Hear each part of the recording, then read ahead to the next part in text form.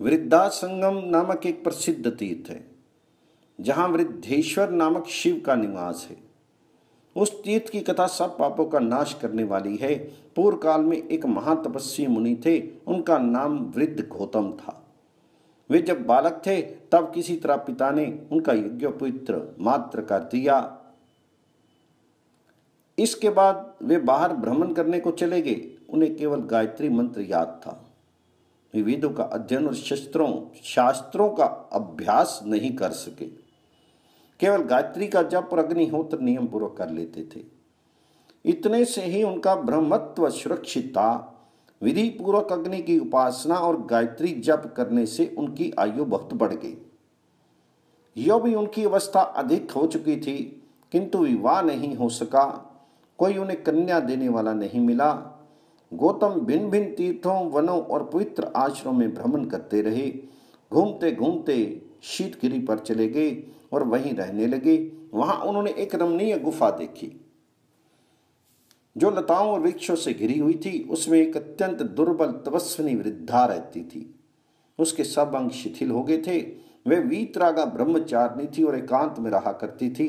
उसे देख मुनि श्रेष्ठ गौतम नमस्कार के लिए खड़े हो गए। तब वृद्धा ने कहा, अब मेरे गुरु होंगे, अतः मुझे प्रणाम ना करें। जिसे गुरु नमस्कार करता है उसकी आयु, विद्या, धन, कीर्ति, धर्म और स्वर्ग आदि सब नष्ट हो जाते हैं। ये सुनकर गौतम बड़े आश्चर्य में पड़े। वे हाथ जोड़कर बोले, तुम वृद्धा तपस्विनी हो, गुणों में भी मुझसे बड़ी चढ़ी हो। मैं बहुत कम पढ़ा लिखा हूँ और अवस्था में भी छोटा हूँ, फिर तुम्हारा गुरु कैसे हो सकता हूँ? तो वृद्धा ने कहा, आरिष्ट शैन के प्रिय पुत्र ऋध्वज थे। वे बड़े गुणवान, बुद्धिमान, शूरवीर तथा क्षत्रिय धर्म में तत्पर रहने वाले थे। एक दिन वे शिकार खेलने के लिए वन में आए और इसी गुफा में आकर विश्राम करने लगे। यहाँ उन पर एक सुंदरी अप्सरा की दृष्टि पड़ी। उसका नाम सुश्यामा था। वह गंधर्वराज की कन्या थी। राजा ने भी उसे देखा। दोनों के मन में एक दूसरे से मिलने की इच्छा हुई। ऋध्वज ने सुश्यामा के साथ विहार किया। भोग इच्छा निवृत्त होने पर राजा उसकी अनुमति लेकर अपने घर चले गए। तदनंतर सुश्यामा के गर्भ से मेरा जन्म हुआ। जब माता यहाँ से जाने लगी तब बोली, कल्याणी, जो पुरुष इस गुफा में पहले आ जाए वही तुम्हारा पति होगा। तब से आज तक तुम ही यहाँ आए हो, दूसरा कोई पुरुष कभी यहाँ नहीं आया। भ्रमण और किसी ने मेरा वरण नहीं किया है। ना मेरी माता है ना पिता है। मैं आप ही अपनी मालकिन हूँ। अब तक ब्रह्मचर्य व्रत में रही, अब पुरुष की इच्छा रखती हूँ, आप मुझे स्वीकार करें। गौतम बोले, भद्रे, मेरी अवस्था तो अभी 1000 वर्ष की ही है और तुम 90,000 वर्ष की हो गई हो। मैं बालक और तुम वृद्धा, ये संबंध योग्य नहीं जान पड़ता। तो वृद्धा ने कहा, पूर्व काल में ही आप मेरे पति नियत कर दिए गए हैं। अब दूसरा कोई मेरा पति नहीं हो सकता। विधाता ने आपको मुझे दिया है, अतः अब आप मुझे अस्वीकार ना करें। मुझ में कोई दोष नहीं है। मैं आप में भक्ति रखती हूँ। तब भी यदि आप मुझे ग्रहण करना नहीं चाहते तो आपके देखते देखते अभी अपने प्राण त्याग दूंगी। यदि अभीष्ट वस्तु की प्राप्ति ना हो तो प्राणियों के लिए मर जाना ही अच्छा है। प्रेमी जन के परित्याग से जो पातक लगता है उसका अंत नहीं है। वृद्धा की बात सुनकर गौतम ने कहा, मुझ में ना तपस्या है, ना विद्या है, ना कुरूप और निर्धन है। मैं कुरूप और निर्धन हूँ, अतः तुम्हारे लिए योग्य वर नहीं हो सकता। पहले सुंदर रूप और उत्तम विद्या की प्राप्ति करके मुझे तुम्हारी बात माननी चाहिए।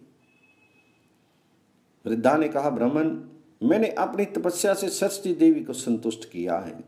साथ ही रूप देने वाले अग्नि भी मुझ पर प्रसन्न हैं। अतः वागीश्वरी देवी आपको विद्या देगी और रूपवान अग्निदेव रूप प्रदान करेंगे। ये कहकर वृद्धा ने सरस्वती और अग्नि की प्रार्थना करके गौतम को विद्वान और स्वरूपवान बना दिया। तब उन्होंने बड़ी प्रसन्नता के साथ वृद्धा को अपनी पत्नी बनाया और कितने ही वर्षों तक उनके साथ विहार किया।